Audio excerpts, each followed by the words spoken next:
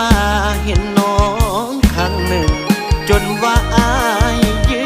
นซึ้งติดตึงอยู่ในอุลา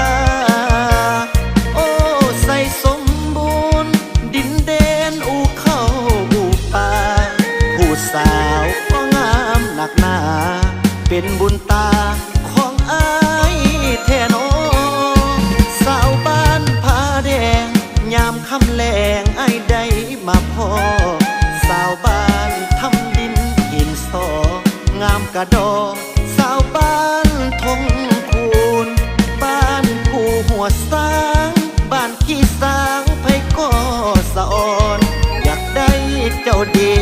งามงอนแม่บังอ่อนน้ำโมผู้คำงามสาวเผามงฟ้อนลำวงมือบุญกินเจียงผู้สาวพากันส่งเสียงมือบุญกินเจียงจังแม่นม่วนหลายลงมักเจ้าแล้วผู้สาวเล่าถึงแก้มใสไอฟ้อนลำวงเกี่ยวใส่ที่หาดน้ำจาจำได้บ่น้อไอพออำลาแก้วตาสาวบ้านพันใส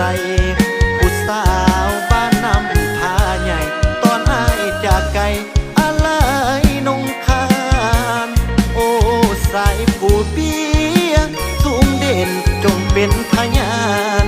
หักสาวใส่สมบูรณ์มานานจงรอคอยวันอายนั้นกลับมา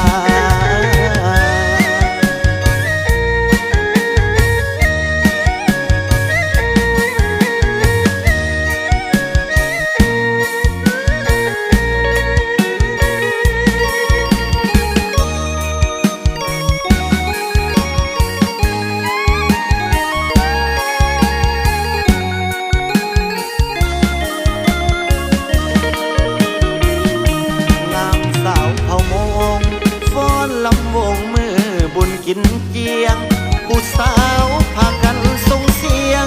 มือบุญกินเจียงจังแม่นม่วนหลายลงมักเจ้าแล้วผู้สาวเล่าถึงแก้มใสไอฟ้อนลำวงเกี่ยวใส่ที่หาดน้ำจา